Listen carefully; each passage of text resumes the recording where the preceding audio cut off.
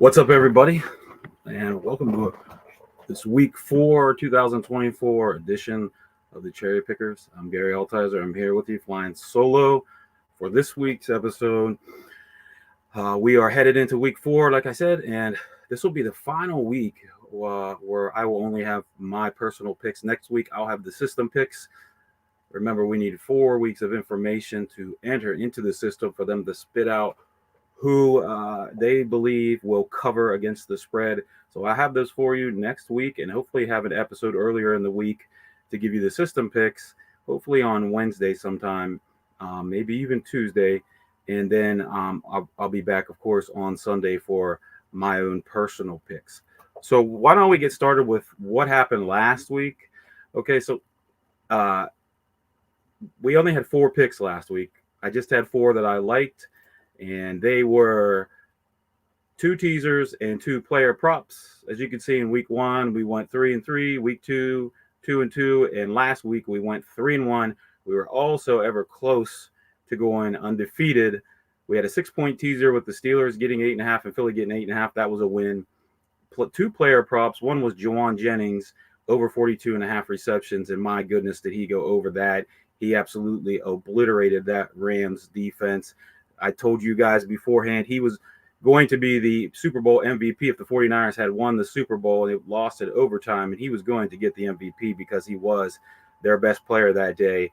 And when you've got Debo, you got Kittle and McCaffrey out, I promise you Jauan Jennings is going to get the ball, and he went nuts, over 170 yards and 3 touchdowns. And the last one, Dalton Kincaid for the Bills, over 38.5 receiving yards against the Jags. He did do that. He just went over that amount, and he got a touchdown. The only one we lost was a 6-point teaser where we went with Cincinnati from -7.5 to -1.5, and KC from -3 to +3. KC would have cashed, but Cincinnati ended up losing to the Washington Commanders in a game that was one of the craziest games ever in terms of how well each team played. 0 punts and 0 turnovers for either team in that game. The Bengals played a great game. It's just that Washington played better. Jaden Daniels had a coming out party that game. And really, I feel like any other day that Cincinnati played Washington, they win by 2 points or more, and we cash and have a 4-0 week. But that's the way it goes. There is variance. That's the term that you'll hear a lot in sports betting, which means you could have everything picked correctly, but you can't know the human element of the game, whether a guy has a good day, they're feeling good, or maybe the guy ate some bad chicken the night before and his stomach was hurting, and he's the starting quarterback for the team that you think's going to win. Who knows? Somebody has a death in the family. Somebody's ankle's tweaked on the first play of the game. That's variance. You cannot predict those kind of things. So that's the way it goes. We went 3-1, so that makes us 8-6 overall. We're winning. We're cash. We're in the money. If we had bet $100 on each and every game, and we had, let's just say, an average of -115 odds, what does that mean? You have to bet $115 to $100 profit, because some of those games that we bet were teasers, and teasers, your odds aren't as good. They're usually -120 instead of -110. So let's just say we're at -115 in average for all 14 of those games. Then we would be up $95 right now in our back pockets, almost $100 profit, just having some fun. So, hey, it was a decent week. I'll take it. I'll take a 3-1 week every single day of my life, and I'll retire very rich and happy man. But let's get on to this week. Let's start first with the Steelers and the Browns. Let's go with the Steelers. Steelers are -2.5 at the Indianapolis Colts. Pittsburgh, hey, last week I said right before we got off, I said, man, I really want to take Pittsburgh -2.5 right here. I think the Steelers are going to be able to win by a field goal. I said that game is going to be a field goal either way. And I really liked Pittsburgh there, but I just couldn't pull the trigger because the Chargers are well coached and they play the same kind of football, and ended up Steelers covered and won the game. I would say if Justin Herbert didn't get hurt that game probably was coming down to a field goal. But with him hampered in that game, he's got a high ankle sprain. I don't know why they're playing him. As soon as he got hurt, things changed and Pittsburgh took over. Justin Fields is playing great right now. I think he's really in a place right now that is good for him to learn as a quarterback. He's being reeled in. The coaches there are just kind of just telling him to manage things. I hate that word, game manager. I'm a 49ers fan, and Alex Smith was called a game manager because he didn't do flashy numbers. He wasn't throwing for 350 yards and 3 touchdowns, but he would throw for 210 and 1 or 2 touchdowns and win the game. I don't care if you call it a game manager or what, just call it a winner. And that's what Justin Fields is doing right now. Arthur Smith, he's a good offensive coordinator. He was offensive coordinator in Tennessee those years where Ryan Tannehill and the Titans were really, really good, and they were really close to going to a Super Bowl one year. He's doing a great job here as well. He fits that Steelers philosophy. So they are -2.5 at Indy today. I really think that this is going to be a tougher matchup for the Steelers than a lot of people realize. Why do I think that? Well, first off, that Steelers offense isn't really explosive. They're not going to blow anybody out. And their strength lies in their front 7 on the defensive side. And the Colts have the best offensive line in the NFL. So the Colts could really neutralize that front 7. They could really, hamper the Steelers trying to get to Anthony Richardson. And if Anthony Richardson, big if here, can play a good game, I think Indy's got a shot to win this game. I'm not going to touch this one because Richardson, he's an athletic kid. He's a big kid, and man, does he got a cannon. If you want to see an entertaining football play, go to YouTube and look up Anthony Richardson throw week 1, and you'll see a beautiful bomb that he threw while he was off balance, and he just flicked his wrist and it went 60-something yards in the air. He's got that kind of talent, but he's not accurate. That was the biggest concern that everybody had for him coming into the NFL, was Anthony Richardson wasn't an accurate quarterback. And that usually holds true your whole career, from your college tape to your pro tape. Your accuracy is one of the most likely predictors that is going to stay consistent. If you're accurate in college, you're most likely going to be accurate in the pros. And if you're inaccurate in college, you're most likely not going to be accurate in the pros. So that was his biggest flaw coming in. The Colts still took him high. He can move, but in that first week, they lost to the Texans. He missed 2 other huge, big throws, just like the one he hit, because he didn't throw an accurate pass. It was off. He's got such a big arm, he overthrows guys. And he reminds me a little bit of Cam Newton and how Cam Newton played. Cam Newton was never very accurate. He would always throw passes high. Cam Newton's huge. He's like 6'6.5", and he would just throw passes just high. His receivers would always have to go up high to get him. But he kind of got it down, the passes down enough for the receivers to be able to reach up and grab them. And he did get a little bit better as his career went on. And he was even an NFL MVP one year. And that year, everything was clicking.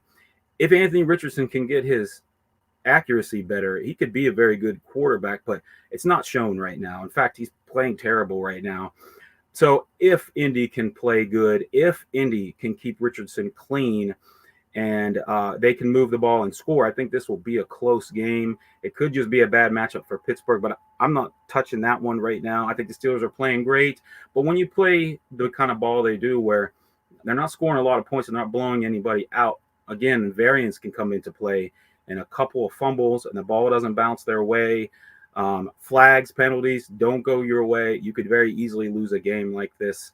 I'm staying off of that one. As for the Browns, they're -2.5 point favorites going to Vegas today. And boy, did they crap the bed last week. Playing that Giants team, which I thought Cleveland was so much more talented on defense that it was just going to overwhelm New York. And I don't. It's a Browns team. I could not be a Browns fan right now. Everything hinges on Deshaun Watson, but you know what? Deshaun Watson doesn't play defense, and he doesn't give up touchdowns, and he doesn't let Danny Dimes, throw some really beautiful passes. So I don't know about these guys. They're -2.5. Neither one of these teams are trustworthy. I wouldn't touch this game with DJ Yoakley's money right now. Uh, that Browns team, I don't know. The offensive line is struggling. That's been their strongest unit that they've had for years now, but they've got guys hurt, guys out. Wyatt Teller's out, I believe. They're not playing well. Vegas, who knows those guys? They play good. They beat the Ravens, came back and beat the Ravens, and then they get whooped by Carolina. I wouldn't touch either one of these teams. I have friends that are Browns fans, and I have friends that are Cleveland fans, and they're all frustrated right now. Whoever comes out of this game with the win is going to feel a little bit less frustration today, but I can't imagine that they're going to feel good about the season because you can't tell what team you're getting with either one of these teams. So I don't know about this one. I'm not betting on either one of those this week, but that's how I feel about those two games right there. Both teams kind of heading in different directions right now, but it's so early. There are still 14 games left to play for every single team in the NFL. Nobody's out of it right now. It's still early, and it's still really fun because that you're going to still see some teams come into their own and get better. And that's always fun to watch. That's always fun to see when you can see teams just start to get better and better as the season goes on and say, man, this is a totally different team than what they had at the beginning of the year. We see that all the time. So before we move on to this week's picks, I do want to say 1-800-GAMBLER is there. You can call 1-800-GAMBLER if you feel like you have a gambling problem. They are there to give you the information and resources you need. All right, so let's head into this week's picks. We did a couple teasers last week. We got one to go for us, and we didn't. Just to recap, if you're new to sports betting, what is a teaser in the NFL? The most popular teaser is a 6-point teaser. A teaser means that you have to bet 2 or more teams, and those teams will get 6 points. So again, you have to pick 2 games, and you have to pick who you think is going to win, and then you add 6 points to the line, or whatever points that they're getting. So we're going to start with the Carolina Panthers at home taking on the Cincinnati Bengals. Carolina played great last week. They made the move to Andy Dalton from Bryce Young. Bryce Young just playing terrible. He just looks completely lost in there. He does not look like an NFL quarterback. There are NFL quarterbacks that are small. So you could say that, Russell Wilson is a small NFL quarterback. Baker Mayfield, maybe he's not a very big NFL quarterback. But Bryce Young just looks like a small person. And I don't know if that's got something to do with it. He's mobile, and he's got a fairly strong enough arm, but I don't know. He just can't get it. It's not there for him. You throw a veteran in there like Andy Dalton, who the last time he got to play was with the Saints, and he played almost the entire season. I think he played 14 games. He graded as the second best quarterback in the NFL that year, and he's really better than some of the guys that are starting in the NFL right now. But I can understand you're Carolina. You invested, you traded away picks to get Bryce Young. And you're really, really lucky that Lovie Smith wrapped a present for you in the last year that he coached, or the only year he coached the Texans. He won his final game. The Texans wanted to lose so that they could get the surefire number 1 pick. He knew he was going to be fired and knew that he was only there for a 1-year holdover. They hired him. What does he do? He comes and wins a game, I think, on the last play of the game, in the last game of the season, and the Texans end up getting the number 2 pick. Well, Carolina ended up going with Bryce Young when they could have had another guy that's playing in Houston right now, and Houston is playing great football, and Carolina is not. But Andy Dalton came out, had an amazing game. He was the first 300-yard, 3-touchdown passer of the season in the NFL, and they just laid it to Vegas. He looked really good. They're getting 4.5 points now. Cincinnati's going to Carolina, so we'll add 6 to that. That's going to be 6.5 plus 6.5. Now, I fully expect Cincinnati to win this game. They're 0-3. They got to win right now. They're in crap mode. In all reality, that team could be 3-0 right now. All 3 of the games that they lost were nail biters. They lose in week 1 because they had a touchdown called back on Mike Gesicki catch, and when he landed, the ball moved. They called it incomplete. Then they let Mike Gesicki run the ball. He gets to the goal line, and as he's going into the goal line, it gets punched out. New England goes on to win that game by 6 points. Had they scored either one of those touchdowns, they win by a point. They played Kansas City, and it took a fourth down flag in Kansas City's favor at the end of the game. Imagine that, for them to win with a field goal. And then last week they played that almost flawless game and still lost to Washington and Jayden Daniels, when Jayden Daniels just looked like, look, if that kid plays like that, he's going to be a great NFL quarterback. Whether that was a one-game anomaly or not, it has to suck to be a Bengals fan and be on the losing end of that. They could be 3-0 right now very easily. But that's the way it goes in the NFL. Again, variance. But I do think Carolina's going to keep it closer. Remember, there's a narrative here. I think that narratives matter. A lot of people tell me that I'm nuts, that doesn't matter. Narratives matter. Andy Dalton's coming home. Or I'm sorry. Andy Dalton's playing his former home team. He's in Carolina. He's playing the Bengals. I'm sure he's going to want to go out there and show that franchise that he's still a good quarterback. Hey, you can't blame Cincinnati. They got Joe Burrow. I mean, Joe Burrow's an amazing quarterback. I take Joe Burrow over Andy Dalton every single day and twice on Sundays. But you have to think that Andy Dalton wants to show out. And I think that they keep this close, getting 10.5. Giving an NFL team 10.5 points is a lot. The second leg of that is the 49ers. They are minus 10 right now. We'll give them plus 6 to make them minus 4. So they have to win by 5 or more here. They're playing New England. New England's not a very good team. They're just not a very good team. They have a decent defense, and they can kind of grind out first downs, but they're not doing anything special in these games. And I don't think that they're very good, honestly, overall. This year is just kind of a wash for them. They got Jacoby Brissett playing. And the reason that they're keeping a lot of games close is because he doesn't take big chances. He doesn't turn the ball over. He doesn't do a lot of stupid things with the ball. And when you play good defense and you got a quarterback that's not giving the defense the ball, you can keep things close, kick some field goals, and maybe steal a game like they did against Cincinnati. But San Francisco last week, talk about Murphy's Law. Everything that could have went wrong did go wrong. Ronnie Bell, this like fifth receiver for them, had to play because they had guys hurt, and he drops 2 passes. The 49ers had 6 drop passes in that game. If Ronnie Bell catches one of those 2, the 49ers win outright because they just could kick a field goal on that possession. They dropped 6. Brock Purdy only had 8 incompletions. 6 of them were dropped. They missed a field goal. Jake Moody, he's got a big leg, but the kid chokes. If it's a pressure situation, you cannot count on Jake Moody to hit a field goal. It was like a 50-plus yard field goal, which, look, okay, yeah, that's a long field goal. You can argue, well, that's not easy. He had like 10 yards of clearance on that kick, and he missed it wide left. He chokes all the time. Those 2 things happen. You had a big flag that came in. I think there was even a trick play for the Rams. They threw the kitchen sink at San Francisco, and it ended up working out for them. San Francisco had a lot of injuries. Kittle was out, Debo was out, of course, McCaffrey is out. Trent Williams had to go back to the locker room to get fluid because he was so dehydrated. He's not in shape.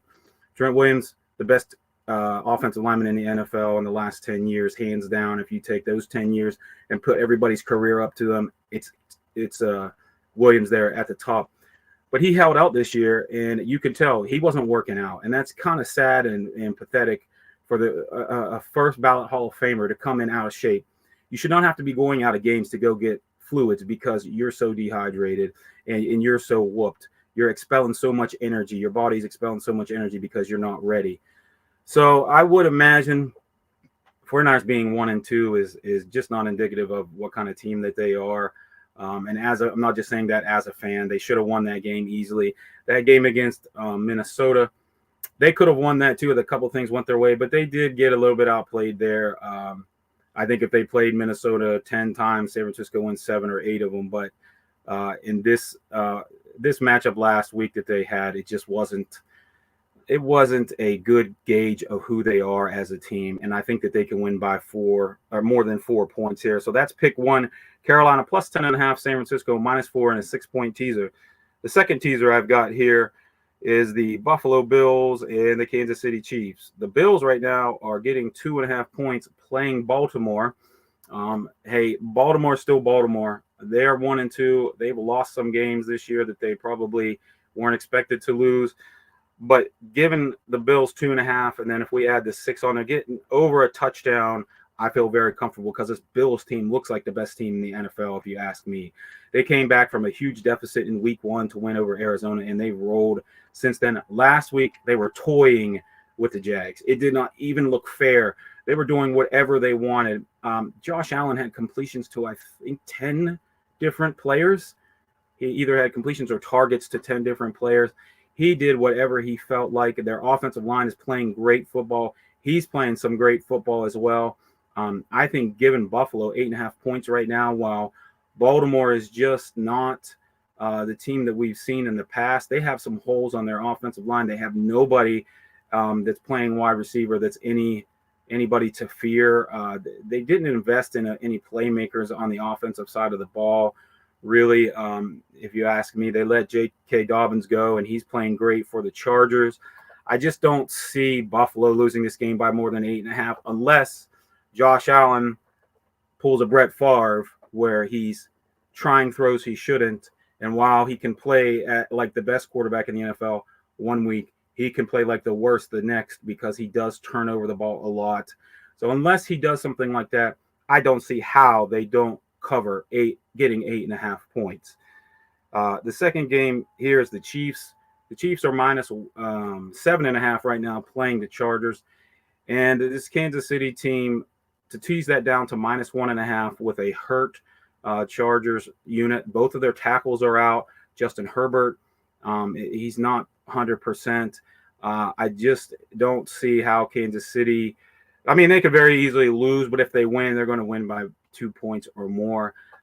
They're not playing great football either. They're really not.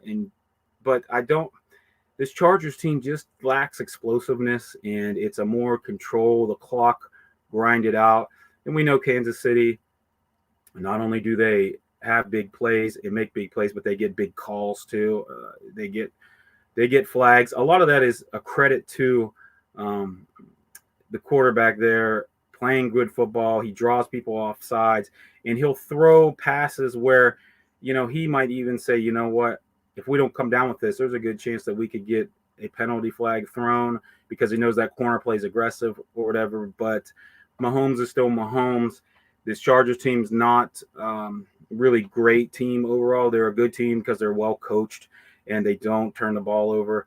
But they're not an explosive team, and Kansas City is and always will be. So that's the second one. It's a 6-point teaser. The Chiefs tease down from minus 7.5 to minus 1.5, and the Bills up from plus 2.5 to plus 8.5. Both of those minus 120. Look for odds of minus 120. Some of these odds on some of these sports books I've seen are at like minus 140 or worse. Those are terrible odds. Vegas knows that now that most states in the USA has legalized NFL betting. Teasers are really a way to make some money if you can pick the right teams, not parlays. I don't mess with parlays. Parlays are sucker bets. There's a reason that all these sports books and these apps give out these bonuses on parlays.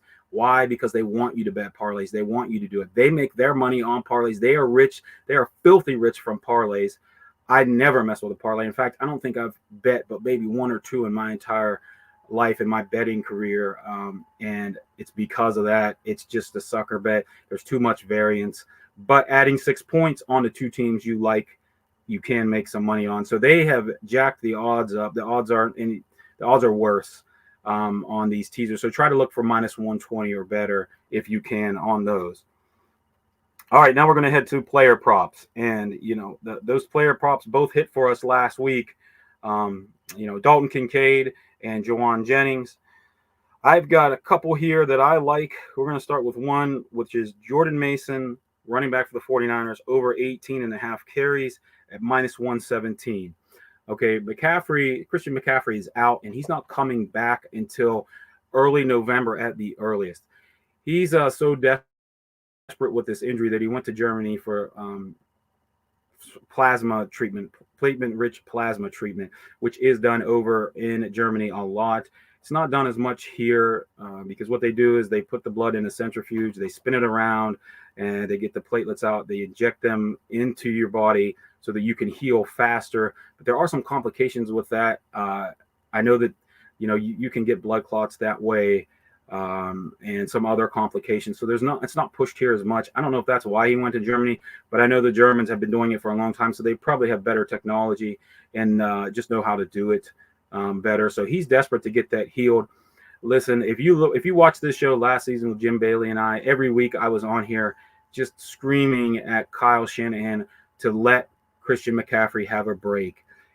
Kyle Shanahan is the kind of guy where he likes his starters and he likes them to play the entire game. And even in games where the 49ers were up big, McCaffrey's still in there carrying the ball straight up the middle, up by 17 points with 5 minutes left in the fourth quarter, or they're targeting him on routes. And he just got so much use in the season and a half he was with San Francisco that this was coming. Everybody knew it was coming. I just expected it to come during a game. It didn't even get that far. He was grinded into the ground. So now we get to see Jordan Mason, and look what Jordan Mason's doing. He's had over 18 and a half carries in all 3 of his games this year. And the only one he came close on of the 3 games was last week. And that was one where San Francisco was down, and they had to throw the ball more to try to come back at the end of the game. If this game with New England goes the way it does, the way that we think it will, and San Francisco wins, he's going to get even more carries. And again, Kyle Shanahan does not like to bench his starters. Jordan Mason is going to get 90-something% of the carries in that offense as long as he's healthy. So that's the first one. I found it at -117. Try to look to see if you can find a book, whatever book you use, the DraftKings, FanDuel, Caesars, whatever. -117 is what I found. So that's the first one. The second one, Justin Watson for the Kansas City Chiefs, over 14 total yards. The Chiefs have some injuries right now in their offense. Justin Watson, he's basically got to make 1 or 2 catches to get over that, and that counts rushing. This is rushing and receiving yards. I found it at -117. Again, real quick, -117 means you have to bet $117 to win $100 profit or $217 back. I think that he's very easily capable of 1 catch for 15 yards to do that. So that's the second leg of that. He's not going to get a ton of looks. He just got to make use of the ones that he gets. But I think that's a good one. And the last one is Hunter Henry, the tight end for the New England Patriots, at under 2.5 receptions. And this one has great odds. It's +121. So if you were to bet $100 on this one and you win, you get $121 in profit, or you'll get back $221. He has to go up against Fred Warner. Fred Warner is playing the best football of his life, linebacker for the 49ers. In fact, right now, Fred Warner has given up a total of 3 total catches all season long. So you got a guy that's given up only 3 catches for 28 yards on the year, and you just have to hold this guy to under 3 catches. I think that that's a good bet there. So that's the third one of the player props. And I'm going to throw one against the spread pick in here. I'm going to go with the Rams +3. Their offensive line has a great matchup today against the Bears. It was the one I was most shaky on, but I'm going to throw it in here. That will give us 6 total picks. The Rams have a good offensive line. Matthew Stafford is still there playing. Their defense is not terrible. It's not great. And Caleb Williams has not looked good. Now that Bears defense is tough, but Mike McVay is a much better coach than Matt Eberflus. And I think that they could very easily come out of this game with a win. They want to salvage their season. They want to get some of their guys healthy so that they can make a run at the end of the season, head into a playoff push. And remember, this team just won a Super Bowl a few years ago. They still believe that they're that team. Aaron Donald retiring was a big loss for that defense, but I think they've got some guys in there playing well right now. They stole that game from the 49ers, and when you have a sharp coach like Sean McVay, you have a good quarterback, like Matt Stafford. And if you got guys healthy in that offense, Puka Nacua, Cooper Kupp, and they've got a really big, tall tight end there who can be sneaky good, and they've got a really good running back. I don't know who's playing today. I didn't see the final rosters of who's playing or who's not, but their offensive line does have the advantage today. If they can keep Stafford clean, then I think that they can win this game. They just can't go turning the ball over. Stafford sometimes will do a Brett Favre once or twice a season where he believes in his arm a little too much and tries to fit throws into places he can't, or he's playing so decimated where he's got younger guys running routes and they're not in the spots that they're supposed to be where he throws the ball. So that'll do it. Let's recap real quick. Taking the Rams +3. We're taking Hunter Henry under 2.5 receptions. We're taking Justin Watson over 14 total yards. We're taking Jordan Mason over 18.5 carries. We're taking a 6-point teaser, the Chiefs -1 with the Bills +8.5. And the second teaser, 6-point teaser, San Francisco -4 and Carolina +10.5. We got a winning season going on right now. We're in the money. We've got almost $100 in our back pocket to you take into next week. Please don't bet any money that you don't have. In fact, I suggest you just play with change. This isn't a way to try to make money for a living. This isn't a way to try to buy yourself a vacation or anything like that. Just do this for fun. Bet only the amount of money that you can. Put a little money aside and say, okay, for the rest of the year, I've got this pot of money. I don't need this money to pay my bills. I don't need this money to eat on. This is not going to cost me anything in the long run. This is just my entertainment money. Instead of buying a PS5, I've got this money set aside for the rest of the NFL season. That's what I'm going to use. And be disciplined. Set yourself a unit bet. What does that mean? So a unit is just whatever amount you think each bet should be. So if it's $20, if it's $10, if it's $5, if it's $1, and be disciplined and only use that amount on each bet.